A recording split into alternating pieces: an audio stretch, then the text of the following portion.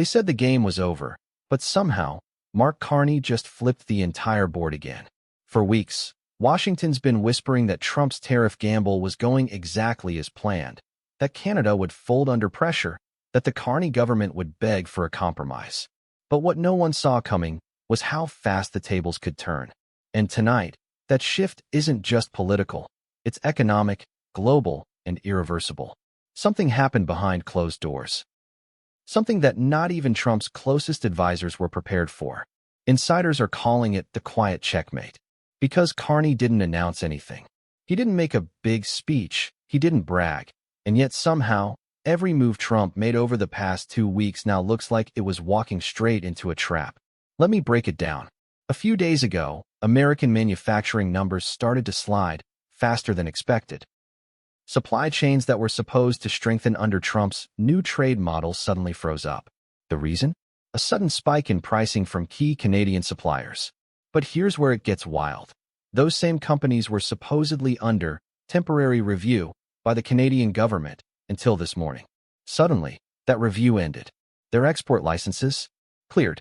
And the new terms? Completely rewritten. No public explanation. No press release. But according to early reports from Ottawa, the new framework quietly channels billions in resource profits straight into Canada's strategic reserve, a fund Trump's trade team didn't even know existed. And here's the part that's got Washington panicking. The reserve isn't just financial. It's energy-based. Carney's government allegedly linked it to a new supply agreement with 2 unnamed allies, countries that used to rely heavily on U.S. energy exports. If that's true, Trump's leverage. His entire trade card just disappeared overnight. Now, none of this has been officially confirmed, and the White House hasn't commented, but it's already causing tremors. Analysts are describing what's happening as a reverse tariff effect, where the very pressure meant to break Canada has instead started draining U.S. markets. Imagine trying to squeeze your opponent, only to realize they've been funneling the pressure right back at you. That's exactly what Carney just did. And here's where things get even stranger. According to a leak from a senior official, again, totally unverified, Carney's team had been preparing this counter-strategy since the very first tariff announcement. Months ago, they waited, quietly, letting Trump's team believe Canada was playing defense. But this wasn't defense. It was setup. Think about it. The U.S. launched tariffs, expecting a short-term gain. Instead, within weeks, Canadian exports doubled in non-tariff sectors, energy tech, minerals, and digital infrastructure. The U.S. blocked 1 lane, and Carney opened 3 more. And now, with what some are calling the Maple Clause, Ottawa can reroute trade through third-party nations while still collecting domestic profit. Legal? Technically. Smart? Unbelievably.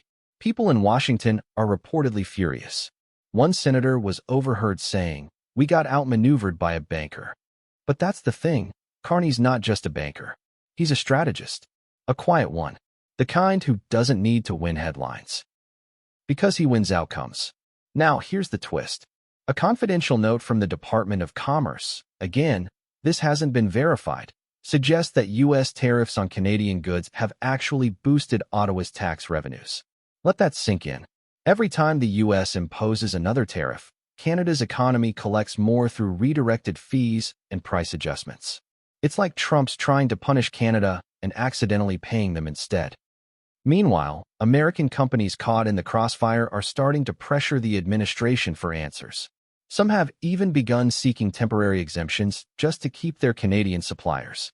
That's right. The very people who once cheered the tariffs are now begging for relief. So what does Carney do? Nothing. He just watches. Because sometimes doing nothing is the most devastating move of all. And while Trump continues to claim victory in speeches, sources close to the situation say the tone inside the White House has changed. There's talk of unintended consequences, policy fatigue, and even internal reassessment. That's bureaucratic language for panic. Here's the bigger picture. What makes this moment so dangerous for Washington isn't just the economic hit. It's the narrative shift. For months, Trump's entire re-election platform has hinged on one line. That he could outsmart Carney, that America could win again. But if this leak holds any truth, the U.S. may have just lost its biggest trade battle without a single shot fired. And yet, you'll notice something strange. No one in Ottawa is celebrating. No press conferences, no boasts, no statements of triumph. Just silence, which makes it even more unnerving, because when your opponent stops talking, that's when you start wondering what they're planning next. Rumors are swirling that Carney's next move might involve tightening energy cooperation across the western provinces, Alberta, Saskatchewan, and BC, forming what one insider jokingly called Canada's Silent Alliance. It's unclear what that means in practice, but some analysts say it could give Ottawa long-term leverage over continental resource flows, a move that would make Washington dependent on Canadian exports for decades. Trump's advisors, meanwhile, are reportedly split. Half believe the president should retaliate, double down, raise tariffs again, maybe even suspend certain agreements. The other half warns that doing so could spark a full-scale economic standoff, something neither side can afford. And here's the kicker. According to one senior Canadian economist, Carney doesn't even need to respond anymore. The structure's in place, he said. Whatever Trump does next, Canada's position only strengthens. It's a quiet kind of dominance, the kind that doesn't need to be televised. Now, whether any of these leaks are true remains to be seen. But what's undeniable is the tension. Investors are watching every word from Ottawa. U.S. markets are jittery. Even the European bloc, usually cautious, is reportedly reaching out to Canada for potential trade openings. The global alignment seems to be tilting one silent agreement at a time. And the irony?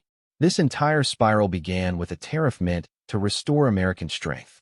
Instead, it's exposing just how vulnerable that strength really is when strategy meets patience. Trump's team thought they could corner Carney.